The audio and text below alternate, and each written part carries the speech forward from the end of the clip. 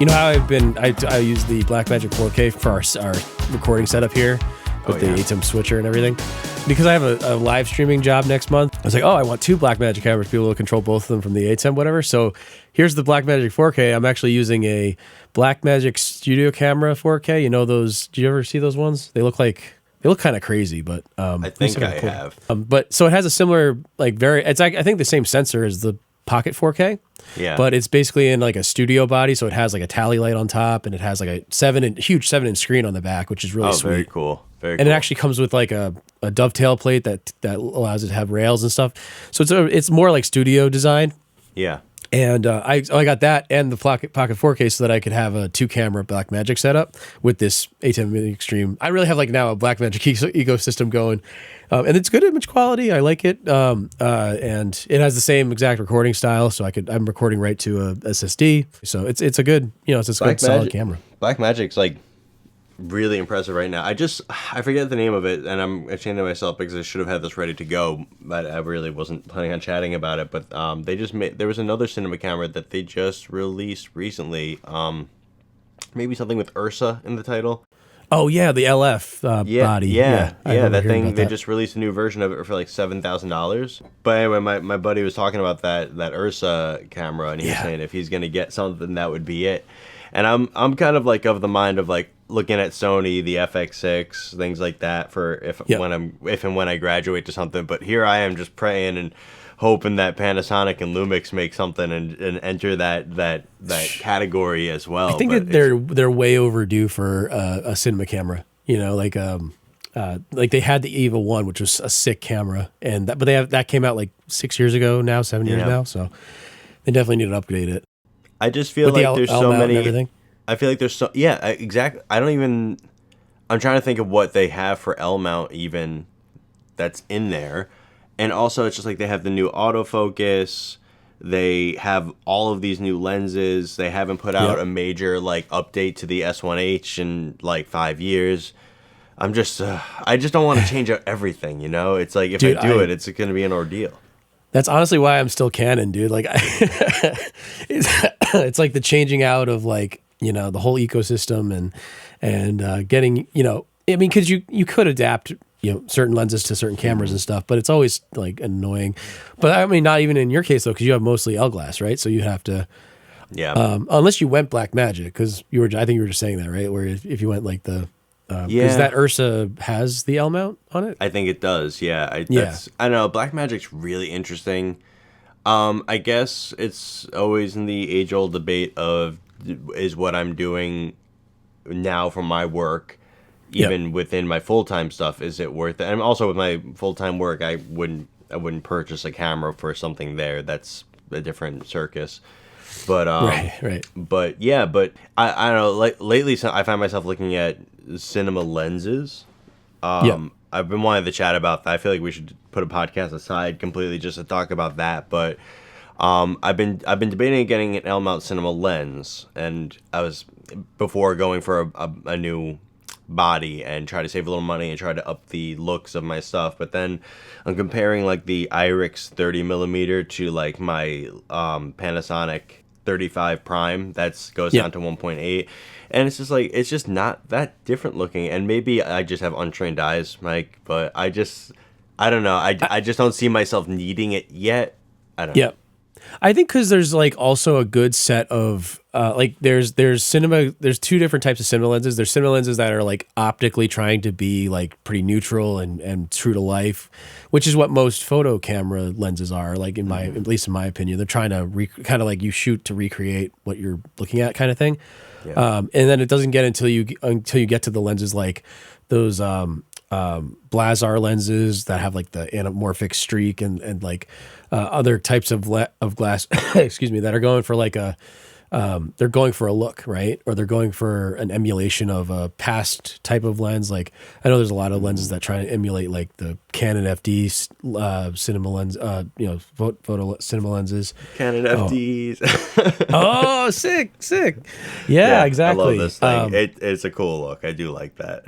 Yeah. Or I know there's a company out in I think they're in like Oregon or something. They have They basically what they do is they mod current like the Canon CNE prime lenses, for example. They take those lenses, which are very like we were just talking about, like optically pure. I have them, these CNE primes.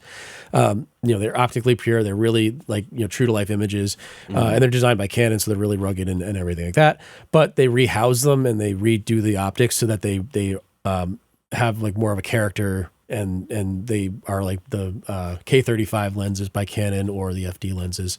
They have different like flavors you could actually have done. And it's like a multi-$1,000 project, so I haven't done it yet, but I want to do that with those CNEs because I love the CNE glass. But I would like to get, they have now the Nisi Athenas. I don't know if you have heard of those. At those.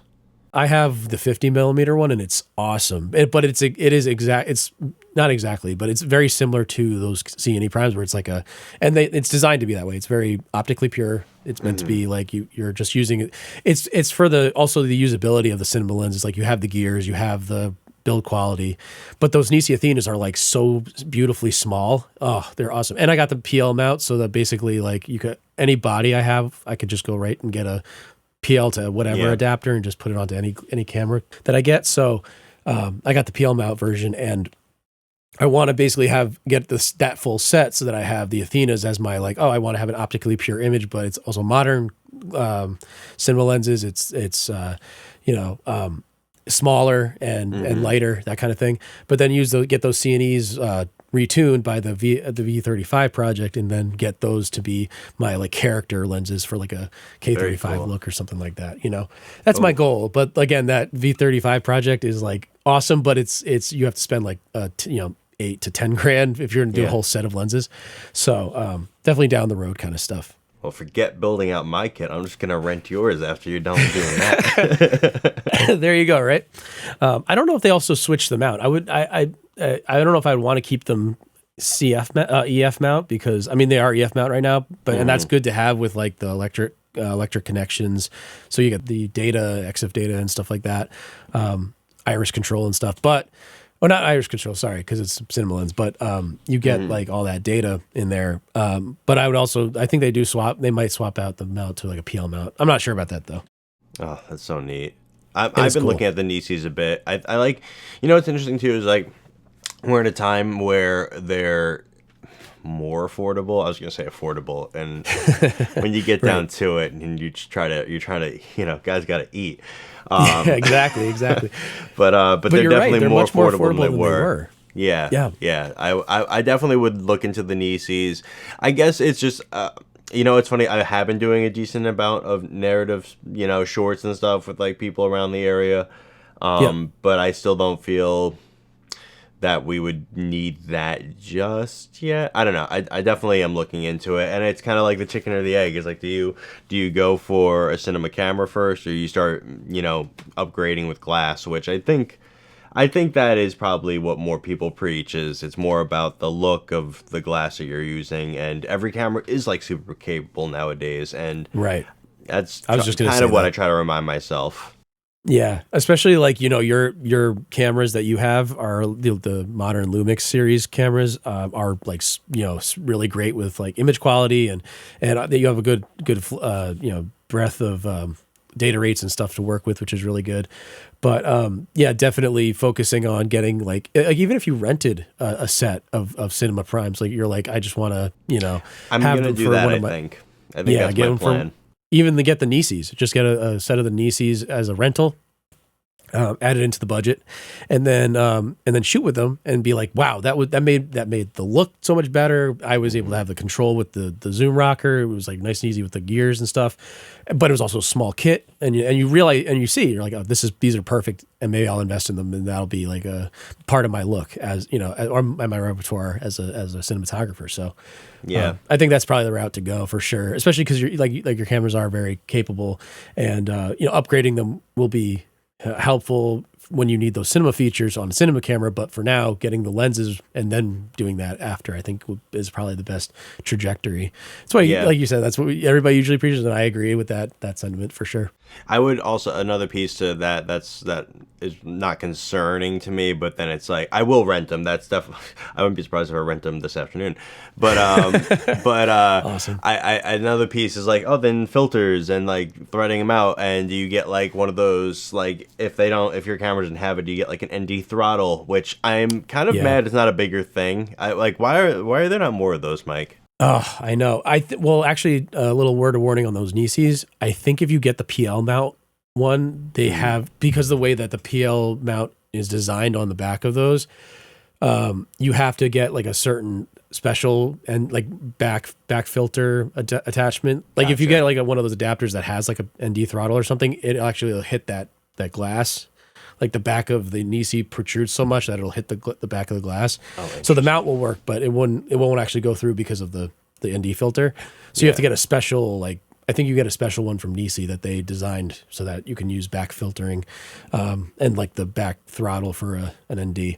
I'm not 100% on Nisi's offerings there, but I know that I've heard that if you get like one of the, like if you get an L mount version, like you can put those drops in the back and be able to do that stuff.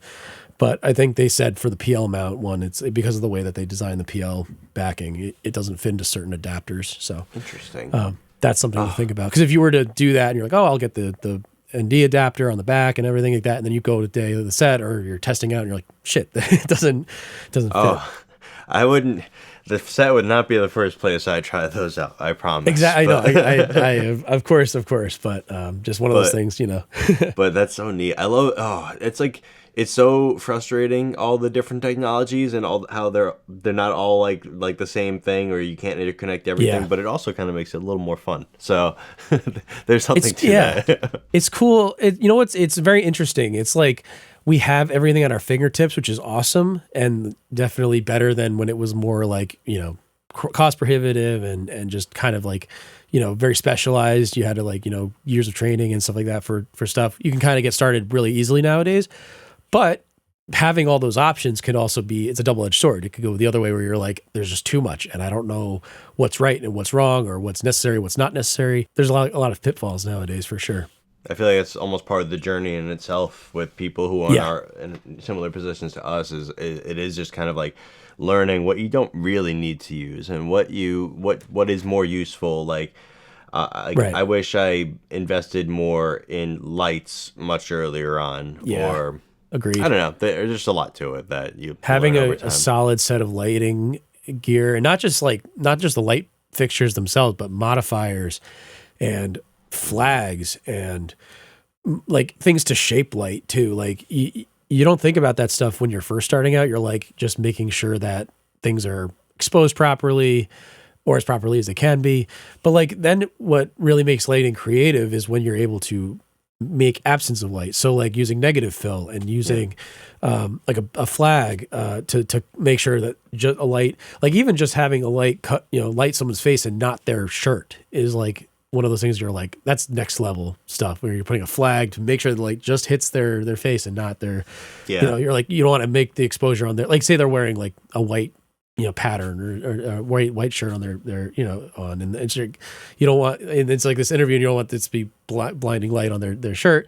So you want to make sure that the exposure, but it's like, oh, their face could be used a little bit more light on their key light. So to add a flag in there and get that going. So it reminds me of that scene from The Parent Trap when they're in the wine cellar, and she backs into that perfect ray of light over her face, and it's just like, even as a kid, I was like, oh god, what kind of camera they use?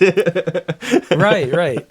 But it's all about the lighting and that's why on film sets there's a whole department for that. You know, there's a whole bunch of positions that do that. You know, like there's people that power the lights, there's the people that set up the lights, there's people that set up the grip gear to modify the light. So it's you know, when you're doing it the way we do it, where you know usually it's a small crew or just ourselves, like that's, you know, the next level stuff. I mean, but that is like actually another thing too, is like I did a lot of work and I still do a lot of work myself, like just me being the only person. But like that's another way to start growing and getting bigger is to rely on on experts. I think we've talked about this in the past, but rely on people that are specialized, and actually doing stuff. So tough to find around this area, but I don't know. Yeah, it is, Not for sure. Boston and New York. If you're really looking, you'll find them. But yeah, Connecticut and other parts of Massachusetts maybe a little bit different.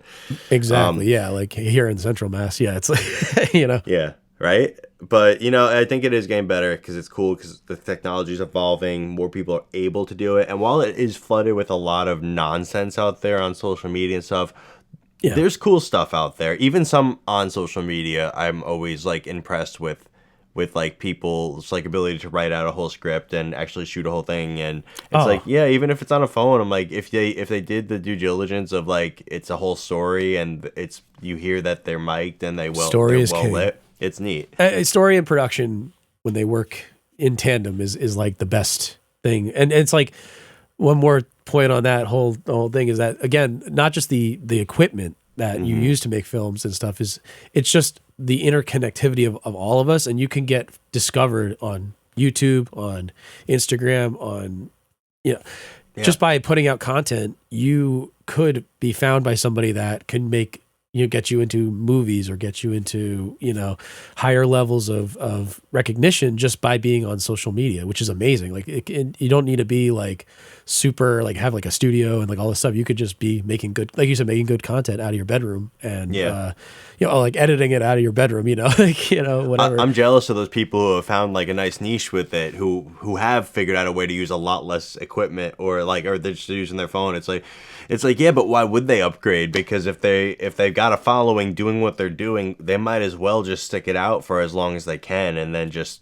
upgrade over time or have somebody else pay them to be in something else. But right.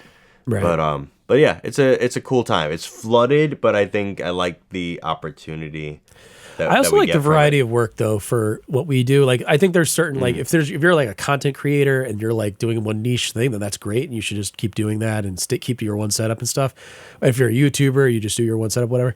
I like though that we are multifaceted in the fact that we do different kinds of productions all the time. And so one day you could be doing a live stream and the other day you could be going to do an event video or you could be doing corporate work or a narrative film. And that's like really cool to have like, to and that's where like, okay, now I need to invest in my different kinds of kit that I need.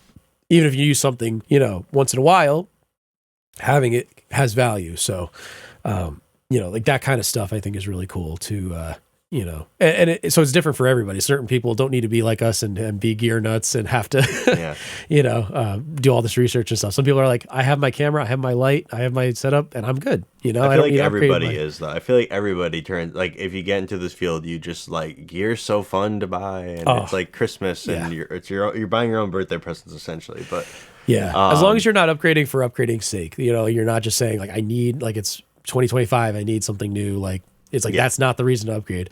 Using a camera that's, 6 years old and still produces great images. And, that's the Blackmagic 4K, I would argue is still a relevant camera and it's 6-7 years old now. So, not going out to get the newest thing is definitely one of those things to watch out for and to keep in mind.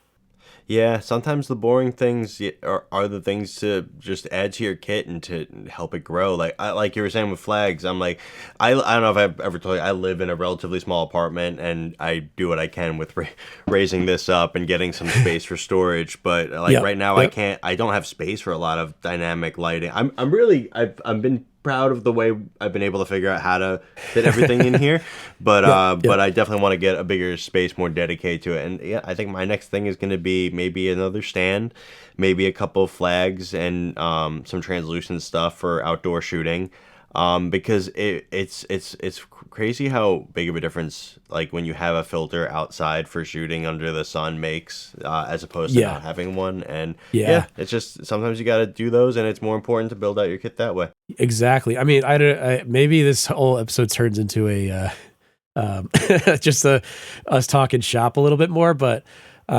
as far as like small adjustments to getting light cutting stuff, I would recommend. It's a little pricey, but the Matthews Road Rags kit, it basically folds like nice and flat, but it's basically two two wireframe flags that expand out, and then you have like different modifiers. You have like a net modifier, so it cuts the light a little bit. You have like a really thin net modifier that's even more, cuts the light more. You have white and black. And you have that all in one kit that folds together into this flat thing, so it doesn't take up a lot of space. And I would show you, I'd actually go get it, but it's on the other side of my studio, so we'll I'd have to throw go up an image here for our viewers to see, and maybe throw a link, but not sponsored by them. Not yet. Not sponsored. I mean, Matthews though is like one of the best in the business. But the thing is, you would need a C stand, and you need to make sure you have a C stand, like with a grip arm, so that you can get the flag where you need it. But I've used it on plenty of interviews because it does that. Like I was talking about the example before with like cutting light on certain parts of the body, and accentuating certain parts of the body with light. Like the Road Rags is a good kit for that. And another one I want to shout out, again, not sponsored or anything, but Westcott has the Scrim Gym Cine set. I think I've heard and basically of this. what it is like, it's almost like kind of like Legos or like connector blocks where like you connect all the parts together into a frame, and it has like Velcro on both sides. Oh, cool. And you basically, if you have two C-stands and some vice clamps, you can grip it to that, and you put that out in an outdoor sun environment. You put that where your talent's going to be, especially for outdoor interviews and stuff and outdoor scenes. And you basically put that, that they come in like 8-foot ones, you can get 6-foot ones, and you could also, cool. If you have the 8-foot one, you can break it down to a 6-foot one. You just have to get the 6-foot, 6x6. Yeah. Well, you'd have to get the right the right diffusion as well, because they had the adhesive diffusion. It fits right to the size you have. So, for example, I have the 6x6 one, so I have the 6x6 diffusion, but I made it a 4x4 once, and I had to fold over the other sides of the 6x6 diffusion. Yeah, so that works, huh? Right, exactly. So either you get creative or you have to get the other. Right. Yeah, I wouldn't get the other modifier. I'd just fold it in half all the time. It'd be a mess. Or like you said, you build your kit over time, and you can get that later. But like for now, just folding it over and being creative with what you have. But that thing I've used it a couple times for outdoor stuff, because that's the thing, you get outdoors and you're like, oh no, like. Yeah. How do I control the sun? Oh, it's so harsh. I always find myself like taking photos outside for my work. And it's always a really harsh time of day sometimes. And also it's funny because sometimes I'm taking photos in front of a plaque or something like that with some important people around it. Yes. But there's no way to do it because they want to go at a certain hour, or they only have availability a certain hour, and the sun's like going right in their face, or it's directly above them causing those raccoon eyes, and the plaque's facing one way. So it's like, well, we got to do it this way. But the sun is my enemy. Dude, actually, this may be a good thing for that use case. Then you can probably talk to your folks there and let them know that, because the Westcott system is really the Scrim Gym Cine is really a solid way to just get like a framed thing out, and then you break it down and it comes into this nice long. It's maybe as long as like, it's pretty long, but it's not like wide. It's just like a thin little. Almost like you just put, and then you put that in a closet or something, and you're golden. It doesn't take a lot of space in my studio at all, and I bring it anytime I have an outdoor need. It's in my truck. Cool. I'm definitely going to take a look at that. I might ask you to send me the names of these again after we're done. Oh, but absolutely, cool. absolutely. Look at you building out my kit every single month. Not bad. I should get them up on ShareGrid too. If you needed them, just leaving tomorrow or something. Yes, sir. Yeah, maybe. Okay, let me know when you do that, and then I'll take a look at that, and I'll rent them for a little bit and play with them, and then I'll purchase my own. That's another thing too, is like using like sites like ShareGrid, especially if you want to rent something and you're like, oh, I don't have the money to go to a rental house, which, I mean, rental houses are great. They have a good selection and stuff. But if you're like, I need something on the fly, just looking on ShareGrid or something like that, where other creatives have these things that they're not using, and then they get the use case of it making them money, but also you get you can deal with somebody who's also creative. They could take care of their gear. You're going to keep care of their gear when you have it. So it's a great community on ShareGrid. I've only been on there for 6 months or something like that, but it's every interaction I've had on ShareGrid's been awesome. Yeah, I'm popping on there right now to take a look at some lenses. Look at this. This is neat. Yeah. And you'd be surprised by how many people are on, are by us, and because it defaults me to the Hartford one, so I'm on in like the Connecticut area. Oh, neat. Okay, cool. I'm definitely gonna check. Yeah, I have to start playing around with more stuff myself, and I think renting is such a better idea than purchasing all this stuff all the time. Dude, yeah, I mean, because it's like, are you going to use it once or are you going to use it like 50 times, in the next month or so? So like, that's the kind of thing where if you use it all the time, just buy it. But if you're like, I would love to have it for this one shoot, but not necessarily all the time, then definitely renting is the way to go. Anyway, so since we did spend a good amount of time chatting about cool shop things that I think are very important, I did get a new toy I could show you really quick. Yeah. Or we could jump. Okay. Ugh. I got a camera saddle for myself. Yes! Yeah, after much deliberation, I ended up going with the Focus Rat. I went with the Lilac one. Oh, that's just a nice little thing to hold your setup here, and I've already used it, and it really does make a huge difference, and it's just nice to be able to kind of prop it like pretty much anywhere. I really love it. I also get the purple one because I feel like most production gear is black, and for me, when I'm working on set, it's easier for me to say to someone who might not be familiar with one, hey, can you grab me that purple thing over there? And then there it is. It's so easy. Yeah. Yeah. I usually have to say, can you grab my sack? And yes. Wait, here, I'll show you. Wanted to avoid saying that if I could. Yeah. Nice. I was this close to getting one. It actually.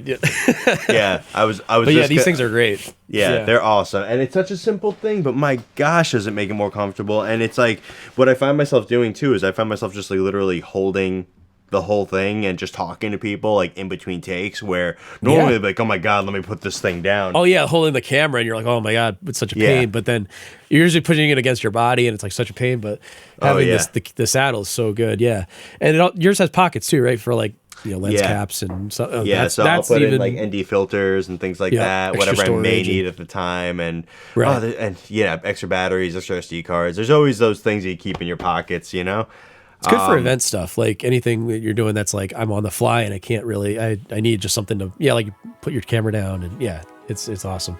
Yeah. Otherwise, it's just like a nightmare thinking about it if you don't have it on. But yeah, it's a wonderful product, and I just wanted to shout out really quick.